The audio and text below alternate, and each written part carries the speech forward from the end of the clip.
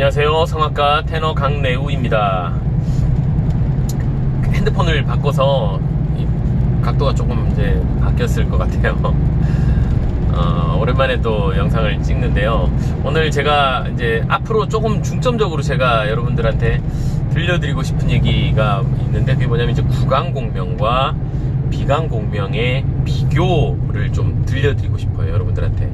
그래서 실제로 비강공명으로 노래하는 것과 구강공명으로 노래하는 것의 어떤 그 차이를 직접 여러분들한테 좀 들려도 드리고 싶고, 그걸 들어보면서 이게 둘 다 나름 매력이 있겠지만 어떤 것이 더 건강한 소리이냐 쪽에 여러분들의 귀가 좀 열리는 뭐 그런 것들도 한번 해봤으면 좋겠다 하는 생각도 있습니다. 그래서 제가 개인 스튜디오를 이제 오픈을 곧 하는데, 그 연습실에서 이제 실제로 노래를 불러가면서 한번 비교하는 그런 영상들도 제가 앞으로 한번 해보려고 해요.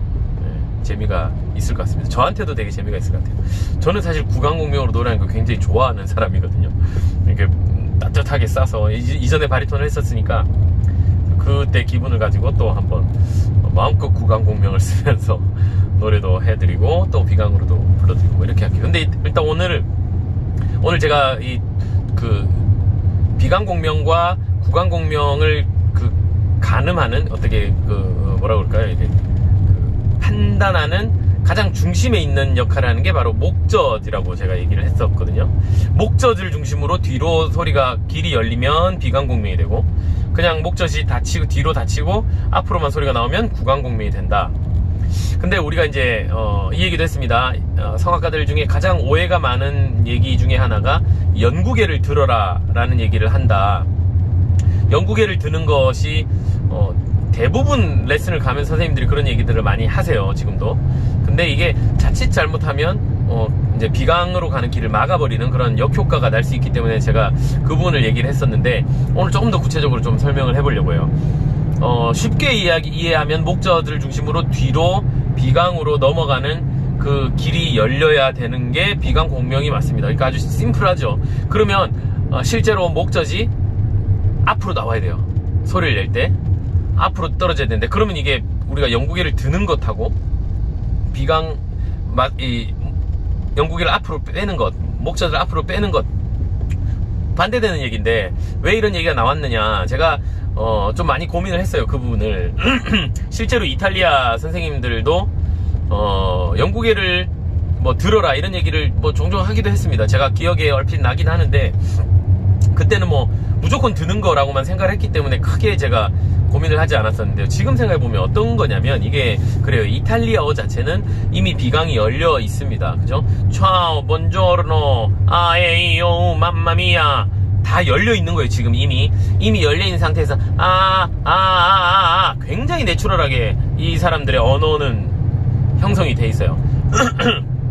그래서 그대로 노래를 하면 Que bella cosa, que bella, ciao mamma mia, que bella cosa. 굉장히 내추럴하게 아주 경박스러울 정도로 소리가 납작할 수 있죠.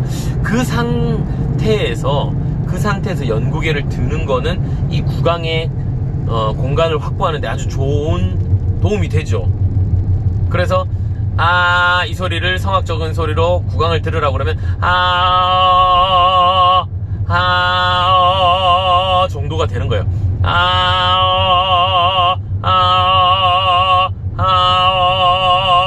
실제로 뭐 보이진 않겠지만 연구계가 이렇게 당겨지는 느낌이 있어요. 그걸 보면 여러분들이 직접 할 수 있으면 해보면, 제대로만 된다 그러면 확인할 수 있는데, 그게 뭐 또 안 될 수는 있죠, 물론.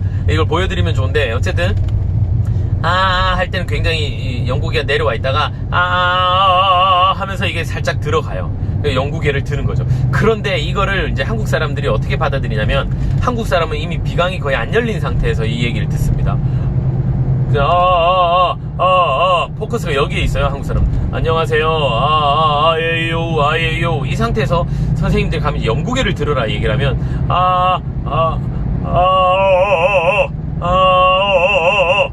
이렇게 돼버리는 거예요. 구강 쪽으로. 이게 비강은 뭐 아예 열릴 여지가 없이 뒤를 굉장히 열어서 구강 공명이 극대화가 되는 거죠.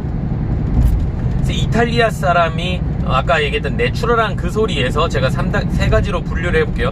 이탈리아 사람이 내추럴한 언어를 할 때 아주 납작하게 특별한 공명 없이 에서 이탈리아 사람이 얘기하는 그 영국어를 들어라 라는 얘기는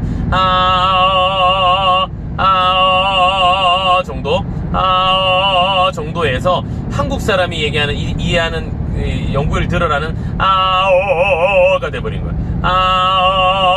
이렇게 3단계 이게 저도 모르게 이게 입도 이렇게 되죠. 자꾸 이렇게 이렇게 감싸게 돼요. 한국 스타일로. 왜냐면 이 안을 최대한 항아리 같이 공명을 만들려고 하다 보니까 이게 이렇게 벌어지면서 이런 소리가 잘 안 되고 자꾸 그렇게 모양이 가게 돼 있어요. 하다 보면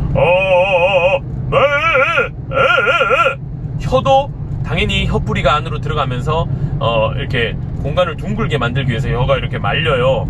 뭐 그런 효과들이 생깁니다. 실제로 해보면. 근데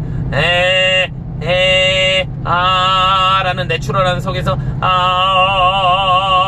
그러니까 여기는 움직이면 안 되고요. 내추럴은 그대로 앞으로 연구게 만들면서 목젖은 앞으로 약간 이렇게 그러니까 내추럴 말하는 것보다는 훨씬 더 이렇게 뒤로 올라가는 건 맞죠. 그리고 그러나 이 비강으로 가는 길은 그대로 있는 거를 전제로 하는 겁니다. 이게 이해가 이제 잘 되실지 모르겠어요. 이 3단계를 구분을 하면 여러분들이 내가 구강공명을 쓰고 있구나, 비강공명을 써야 되는데 비강을 썼을 때 연구를 어떻게 들어야 되는 거, 어디까지 들어야 되는지 그걸 이제 좀 이해는 가실 거예요. 이게 몸으로 와닿는 게 어떨지는 잘 모르겠지만, 네. 그래서 하여튼 그 중간 단계 비강을 열어놓은 상태에서 연구기를 최대한 들고 하는 것. 그러나 우리가 이해하는 한국 사람이 이해하는 연구기 드는 것보다는 훨씬 더 연구기가 앞으로 나와야 돼요. 오히려 내려와야 되고 목젖이 앞으로 빠져나오는 것처럼. 그래서 목젖 달랑달랑거리는 목젖에다가 제가 실을 이렇게 묶어서 앞으로 이렇게 잡아 빼면서 라고 이렇게 표현을 하기도 하는데, 너무 하고 들어가서 잉골라처럼 노래하는 사람들에게는 그런 표현도 제가 합니다. 이거를 잡아 빼서 혀뿌리도 앞으로 빠지는 거예요. 끝만 빠지는 게 중요한 게 아니라 이것만 이렇게 하는 게 아니라 혀 안쪽 있죠. 그게 안쪽에 있는 혀뿌리가 안으로 앞으로 그렇게 뒤가 열려요. 근데 혀도 이렇게 말리는 게 아니라 다 열린 거 이해가시죠? 네, 이런 거를 이제 앞으로 비교하면서 제가 노래도 실제로 한번 불러드릴게요.